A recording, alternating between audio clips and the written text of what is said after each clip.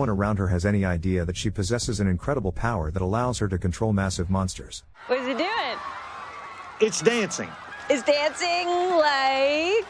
In South Korea, at a local park, a little girl is searching for her lost favorite doll. Her mom suggests giving up and buying a new one, but the girl refuses. Just a moment later, she finds the toy. Her joy, however, quickly turns to terror as a massive monster suddenly appears, heading straight toward them. 25 years later, a young woman, tipsy and unsteady, stumbles into her apartment. Her boyfriend, Tim, is already waiting for her, his frustration evident as he watches her struggle to stay upright. He's had enough. This late-night pattern has become all too familiar. Every time she returns home hungover, it sparks the same argument. For the past year, Gloria has been sitting at home, drinking, and watching TV, claiming that her unemployment doesn't bother her. But Tim is done. He still loves her, but he can't see a future with someone who's stuck in this cycle. Tim has already packed her belongings and coldly tells her it would be best for both of them if she's gone by the time he returns. With those final words, he walks out without looking back. Stunned, Gloria reaches out, desperate to stop him, but he's already beyond hearing her. She hurries to the bedroom, only to find her bags packed and waiting.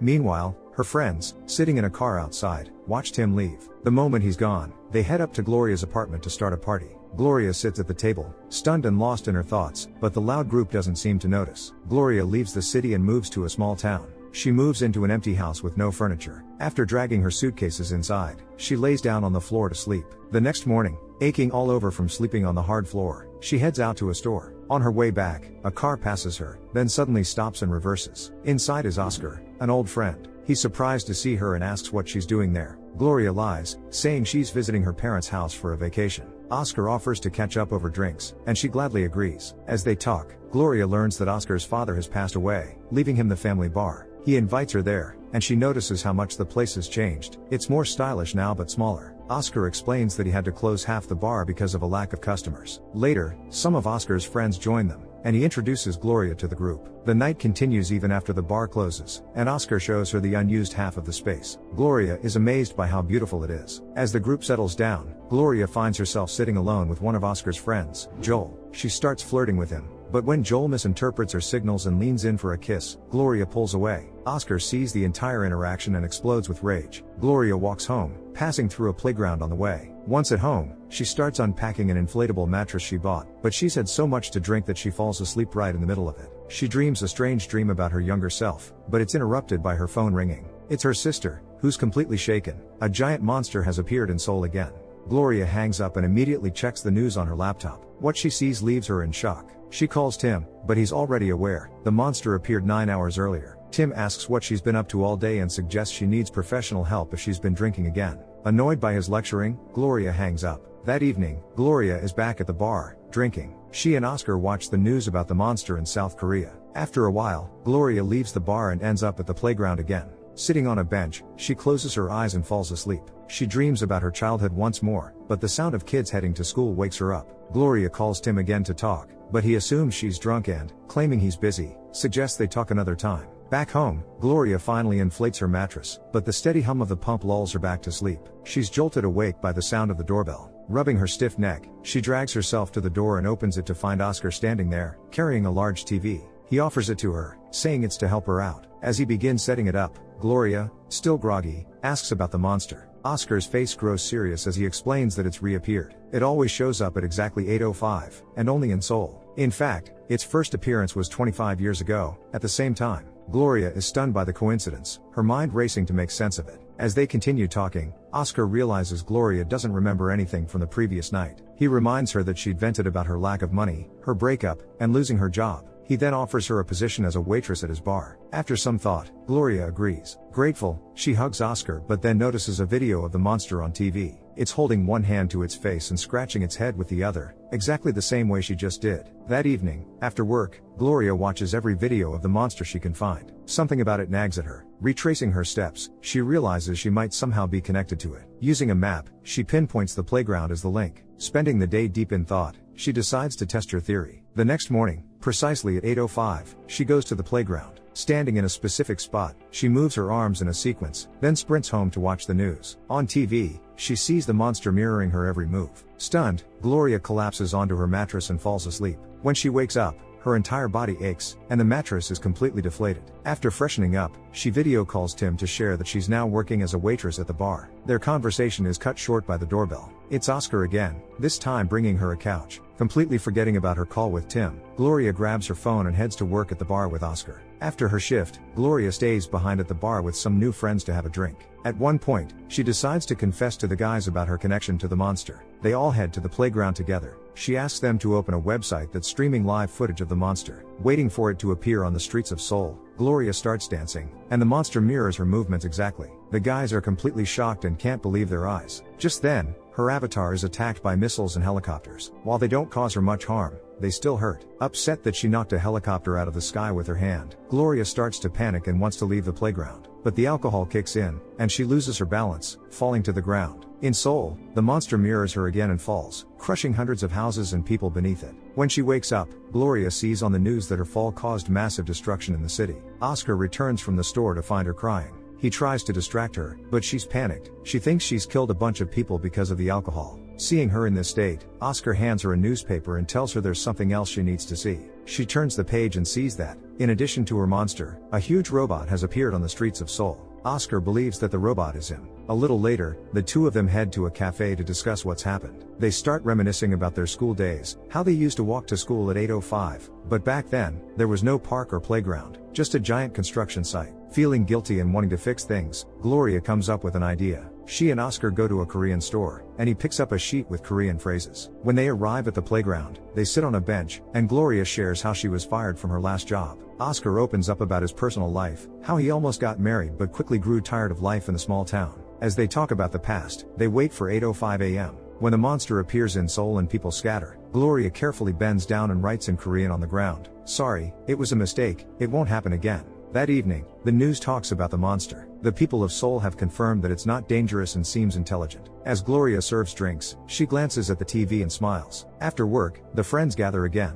One of the men is worried that the Korean who translated the phrase might have figured something out, but Oscar reassures him that he asked for a few phrases to be translated, so everything's fine. Seeing that Joel stepped away, Gloria quietly finds him in the bathroom and asks for his address. Later, she goes to his place, and they spend a romantic night together, keeping it a secret from the others. The next morning, Gloria wakes up in Joel's bed and turns on the TV. The news reports on a giant robot threatening the city streets. Realizing what's happening, she rushes to the playground. When she gets there, she sees a drunk Oscar having fun with his friend, who is controlling his actions via a live stream. Gloria jumps out of the car, demanding they stop everything immediately. Oscar sees Joel following her and his face changes. He tells her it's under control, that it's not him who's killed all those people. Furious, Gloria storms onto the playground and gestures for him to leave. The monster in Seoul materializes and mimics her gesture, but Oscar refuses, so Gloria slaps him. From the windows of a nearby building, they hear people cheering and watching the stream. Oscar finally agrees to leave, but before he goes, he demands that Gloria come in early to clean the new room at the bar. That evening, the bar buzzes with excitement over the latest news. It's clear that the monster and the robot aren't allies, and they've gained many new fans. People are flocking to the city, eager to witness the spectacle in person. In the middle of the shift, Oscar approaches Gloria and asks if she'll stay after work. Gloria gives him a disapproving look and silently walks away. After the shift, she cleans the bar while Oscar lounges on a couch, rewatching the video of their argument. It's starting to annoy her, and she asks him to stop. The tension between them rises as Oscar tries to load her with extra work and insults their friends. He then attempts to get her to drink again. Gloria refuses, not wanting to drink and look foolish. Desperate to get his way, Oscar threatens her. If she doesn't drink, he'll go to the park. But she stands her ground and, right in front of him, pours the drink out. Furious, Oscar storms out. Gloria tries to stop him, but it's no use. When Oscar arrives at the playground, he waits for Gloria. As the right moment comes, their avatars materialize in the city. They start fighting, and Gloria manages to defeat him. In a fit of anger, she throws the bar keys at him and tells him she's done working with him. But Oscar threatens again, saying she has no choice. If she doesn't cooperate, he'll return to the city and destroy everything. He takes Joel, who had been watching them, and leaves. Gloria returns home, exhausted, and falls onto her bed, remembering her childhood. Some time passes, and the doorbell rings. When Gloria opens the door, she sees Joel. He apologizes and explains that he was at Oscar's place earlier. Oscar, still concerned, asked him to bring her some furniture. Seeing the car, Gloria runs to Oscar's place. There, she finds a neglected house and demands an explanation about the furniture. Seeing her frustration, Joel apologizes and asks if they can be friends again. She agrees, but only if there are no more late-night hangouts. Back home, she finds that Joel has arranged the furniture. Just then, she gets a call from Tim. When Gloria arrives at the hotel, she meets her ex, Tim. He says he's in town for a work meeting. Gloria is shocked and doesn't believe it's a coincidence. Tim mentions that he's also puzzled by a few things, like her working as a waitress. Their conversation escalates into an argument, and he accuses her of alcoholism again. Not wanting to hear it anymore, Gloria says she needs to leave for work. Realizing he's said too much, Tim offers to give her a ride and suggests they check out the bar. Inside, they meet Oscar, who isn't thrilled to see Gloria's ex. He makes it clear in every way possible. In a fit of madness, Oscar decides to set off fireworks in the bar, which he's had for nearly 10 years. He carries the box to the middle of the room and lights it. Shocked, Tim and Gloria try to leave, but Oscar stops them. He tells Tim that he won't be able to take Gloria out of the city. No matter what, Gloria will stay with him. Realizing it's another threat, Gloria stands by her friend's side. Tim, still confused, admits he didn't come for work but for her and asks her to come back to New York with him. After he leaves, a tearful Gloria stays behind in the bar. After work, Gloria returns home to find Oscar sitting in her chair. Startled, she demands that he leave immediately, but he refuses, insisting that they need to talk. He gestures for her to sit down. Realizing he won't budge, she reluctantly complies. The moment she settles into the chair, he tells her that he won't let her leave with Tim. Upset, Gloria begins scratching her head, her mind drifting back to childhood memories that tug at her with increasing intensity. Suddenly, the memory becomes clearer. As schoolchildren, she and Oscar were walking to school together, chatting about their projects. They were holding projects in their hands, and a strong gust of wind blew her model out of her hands. The delicate model flew over the fence. Oscar immediately jumped over to retrieve it, and after a brief hesitation, Gloria followed. What she saw next shocked and angered her. Oscar had found her model on a street in Seoul, but instead of returning it, he crushed it underfoot. At that moment, 2 lightning bolts shot down from the darkening sky, striking the children's heads. 2 toys, a monster and a robot, fell out of their backpacks. Back in the present, Gloria looks at her former friend and tells him she now understands his problem. He hates himself and his miserable life. With that, she picks up the phone, calls Tim, and tells him she's coming with him. At that moment, an alarm sounds, signaling the appearance of the monsters. Oscar decides to take revenge and heads to the playground. Realizing that the lives of people are in her hands, Gloria tries to stop him, but she fails. Oscar runs away, and she chases him to the park. She enters the playground, and their avatars materialize in the city. They start fighting again,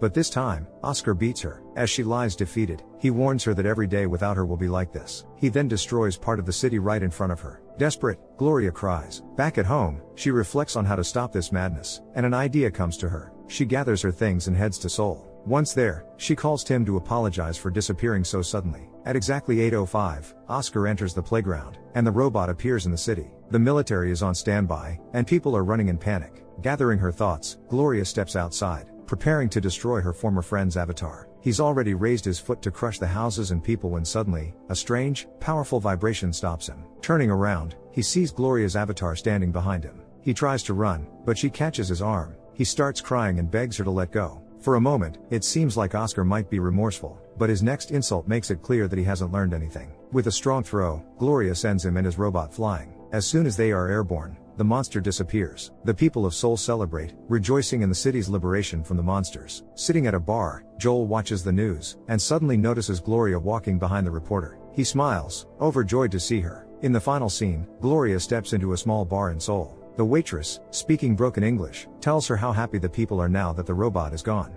With tears in her eyes, Gloria smiles and asks if the woman would like to hear an incredible story. The waitress eagerly agrees and offers her a drink. What do you think motivated Gloria the most in her final act? Guilt, responsibility, or the desire to break free from Oscar? Share your thoughts in the comments down below, give a thumbs up, and don't forget to subscribe to the channel. See you in the next videos.